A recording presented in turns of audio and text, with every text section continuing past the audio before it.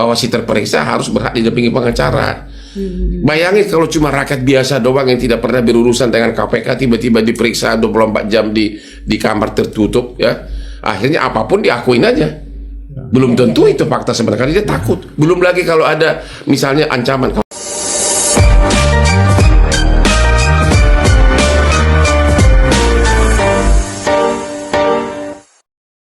Halo, apa kabar Anda hari ini? Semoga selalu sehat, tetap semangat, dan bahagia. Senang sekali saya Dian Mirza kembali hadir menjumpai Anda di WhatsApp Waktunya Hukum Menyapa, podcast resmi Kementerian Hukum Republik Indonesia yang inspiratif, aktual, dan mendalam.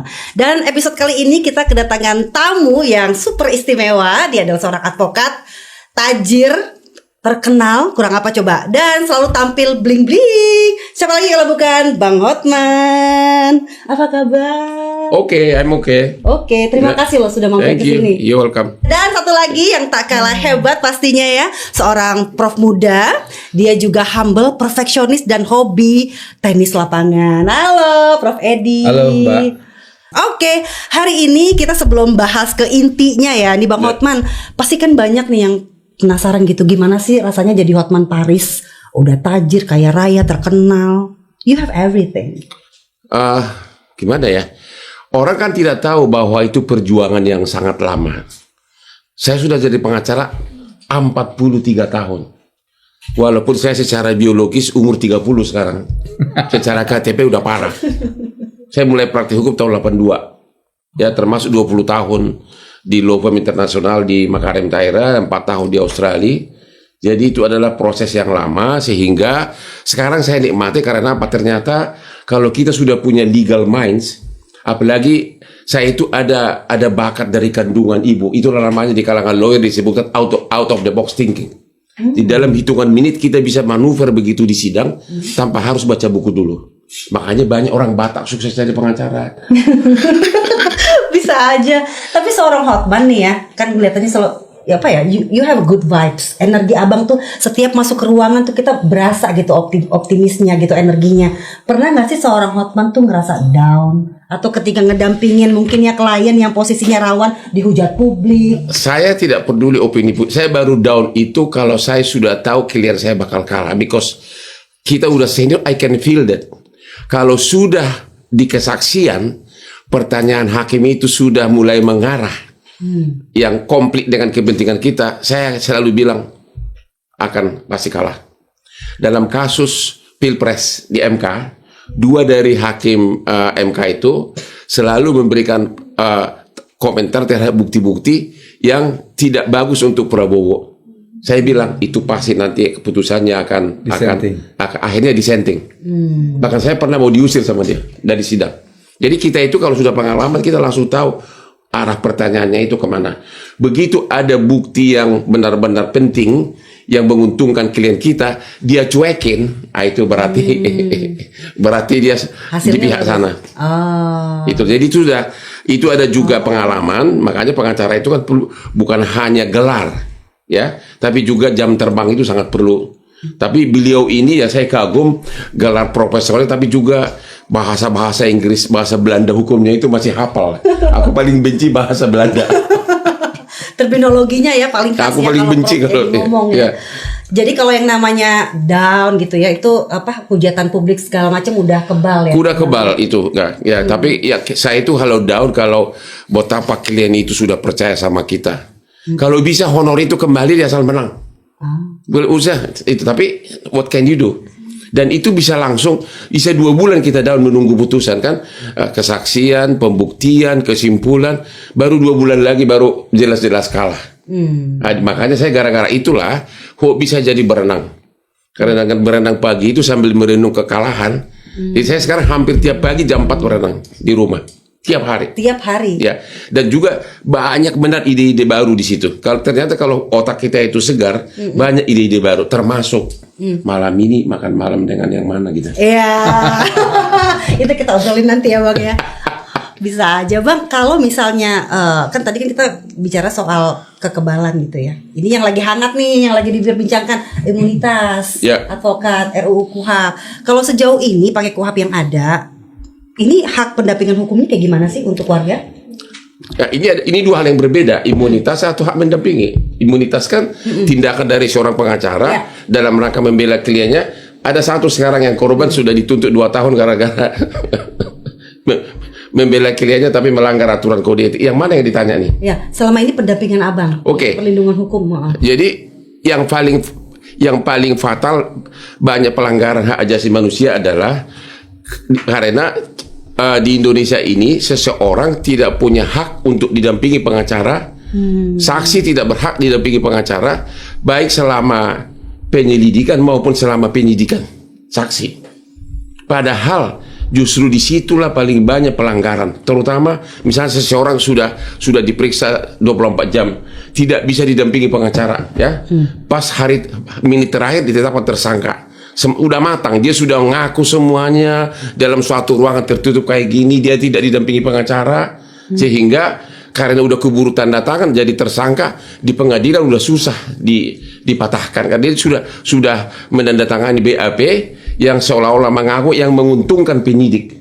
Makanya salah satu yang mutlak, saya dengar tadi dari Pak Wamen itu sudah tertampung bahwa selama proses penyelidikan dan penyidikan, saksi itu harus berhak didampingi oleh pengacara. Pengertian berhak itu juga harus benar-benar, jangan seperti yang kita lihat waktu Pak Jokowi didampingi pengacara. Pengacaranya dikasih di belakang punggung, kayak tukang pengamen ditaruh di belakang. Benar-benar hak dari pengacara itu nggak ada. Pengertian berhak itu adalah setiap waktu apapun pertanyaan dari penyidik itu dan jawabannya, si terperiksa itu berhak konsultasi dan berdiskusi dengan kliennya, dengan pengacaranya. Tanggapannya silakan Prof. Edi. Ya, kalau kita bicara dalam RUU KUHP yang baru ini memang ada keseimbangan ya. Jadi kita tahu memang kita bicara soal KUHP dimanapun di muka bumi ini, yang namanya Kitab Undang-Undang Hukum Acara Pidana itu adalah Ius Punendi. Ius Punendi itu adalah hak negara untuk memproses, menuntut, menghukum sampai melaksanakan pidana. Tetapi kita harus juga memberikan perlindungan terhadap hak asasi manusia. Karena filosofis hukum acara pidana itu bukan untuk memproses seorang pelaku tindak pidana, tetapi untuk mencegah kesewenang-wenangan aparat. Ya. Itu adalah filosofis hukum acara pidana. Oleh karena itu memang dalam batas-batas yang ditentukan oleh undang-undang, aparat berhak untuk bertindak. Tetapi ukurannya jelas. Di dalam RUU KUHP ini memang kita mengedepankan fungsi advokat yang di dalam Undang-Undang Nomor 8 Tahun 81 atau KUHP yang existing itu tidak menjadi fokus. Bahkan kesederajatan di antara aparat hukum itu terlihat jelas di dalam rancangan usulan pemerintah dalam pasal 2 kalau saya tidak salah, yang menyatakan bahwa sistem peradilan pidana ini dilaksanakan berdasarkan, hukum acara ini dilaksanakan berdasarkan sistem peradilan pidana terpadu yang berdasarkan prinsip diferensiasi fungsional, menekankan fungsi penyidikan pada Polri, penuntutan pada kejaksaan, mengadili pada hakim, dan advokat yang bertugas untuk mendudukan suatu perkara secara profesional dan proporsional, serta pembimbing kemasyarakatan yang bertugas untuk melakukan pembinaan terhadap narapidana atau terpidana. Jadi di situ kita mau lihat bahwa seluruh aparat hukum itu equal, sederajat di situ, karena untuk menghasilkan sistem peradilan pidana terpadu. Ini dituangkan dalam pasal-pasal yang lebih konkret. Di dalam KUHP yang lama atau yang existing nggak ada loh hak-hak tersangka itu apa. Ini jelas hak-hak tersangka itu apa. Antara lain adalah didampingi oleh kuasa hukum atau advokat. Ada hak saksi, ada hak perempuan, ada hak korban, ada hak anak, ada hak penyandang disabilitas. Dan saya ingat waktu draft itu diserahkan secara resmi pada tanggal 8 Juli, jadi 9 hari yang lalu kepada Komisi 3 DPR, kemudian dilakukan pembahasan sekitar 7 pasal yang substansi, antara lain adalah soal ini. Jadi memang atas permintaan organisasi advokat dan koalisi masyarakat sipil, bahwa pada setiap tingkatan, kalau kita bicara setiap tingkatan itu kan berarti the first step in criminal justice system itu adalah inquiry, penyelidikan. Maka mulai dari inquiry penyelidikan, investigation penyidikan, kemudian prosecution authority sampai in front of the court, itu berhak didampingi oleh advokat. Dan tidak hanya didampingi, di dalam usulan DPR waktu itu dan kami pemerintah setuju, tidak hanya mendampingi, berhak mengajukan keberatan, dan keberatan itu dilampirkan dalam berita acara. Jadi kurang apa lagi? Jadi bisa dibilang dengan RUU KUHP yang baru ini, masyarakat lebih mudah untuk meminta bantuan advokat. Ya bukan soal untuk lebih mudah atau apa, tapi lebih menjamin perlindungan terhadap HAM. I see. Mungkin ada satu, apakah di dalam RUU itu ada kebebasan dari si terperiksa untuk berdiskusi dengan pengacaranya selama pemeriksaan? Kan selama ini kan kita bisa diusir kalau itu kita tidak membatasi mengenai terminologi mendampingi itu. Jadi dengan mendampingi itu kan tentunya ya tugas dari kita, kembali kepada filosofis tugas advokat itu apa tuh? Tugas advokat itu 3. Satu, dia memberi jasa hukum. Yang kedua adalah pendidikan hukum. Dan yang ketiga dia adalah memberikan bantuan hukum. Dalam konteks itu kan dia ada fungsi konsultasi hukum di dalam. Jadi dalam melaksanakan fungsi bantuan hukum, dalam melaksanakan fungsi edukasi, dan dalam melaksanakan jasa hukum itu, konsultasi itu kan ada di dalam. Artinya selama BAP oleh penyidik boleh berdiskusi dengan pengacaranya. Itulah makna kata mendampingi. Itu tidak itu kita. Kadang-kadang kalau kita lakukan itu, contoh misalnya, kan selama ini kan mendampingi tersangka kan boleh.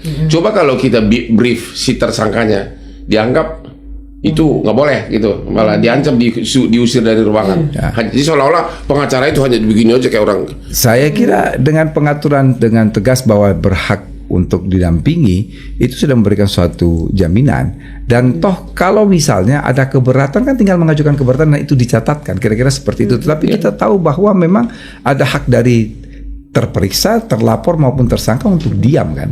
Itu adalah hak dia. Dan kalau dia menggunakan hak itu ya sah-sah saja.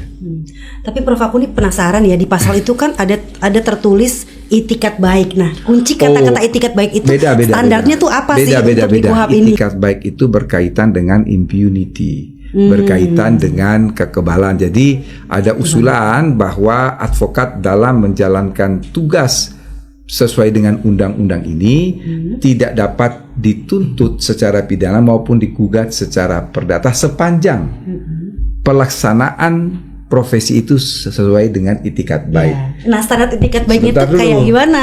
Itikat baik itu kalau dalam bahasa Latinnya bona fide. Dalam teori, itikat baik itu ada 2. Ada subjektif itikat baik dan ada objektif itikat baik. Subjektif itikat baik itu yang tahu hanya manusia dan Tuhan, karena itu berbicara soal kejujuran. Tetapi objektif itikat baik itu adalah kepatutan. Itu yang bisa dilihat. Di dalam konteks KUHP, ketika mencantumkan bahwa dia tidak dapat dituntut sepanjang pelaksanaan tugas itu sesuai dengan itikat baik itu merujuk kepada kode etik advokat. Kan kira-kira begitu. Ya. Baik, tapi kalau dari Bang Hotman sendiri nih dengan RUU KUHP yang baru, setuju nggak? Kan ini banyak yang counter termasuk KPK soal impunitas. Ya tentu ini yang paling berkurang kekuasaannya ya KPK. Karena selama ini kalau kita mendampingi terperiksa di KPK, kayak orang bego kita disuruh nunggu di lobi. KPK itu paling nggak boleh mendampingi saksi. Jadi disuruh aja lobi sampai tengah malam. Begitu malam sudah jadi tersangka, baru kita dipanggil ke atas. Itu yang nggak boleh. Karena banyak masyarakat itu begitu sudah diperiksa dia gemetaran, dia menandatangani apapun. Sama lah, pengacara itu ingin agar kliennya menang. Sama juga penyidik juga agar dia menang. Nggak ada bedanya. Jadi memang harus ada untuk menetralisir seperti ini, yaitu bahwa bahwa si terperiksa harus berhak didampingi pengacara. Bayangin kalau cuma rakyat biasa doang yang tidak pernah berurusan dengan KPK tiba-tiba diperiksa 24 jam di kamar tertutup ya.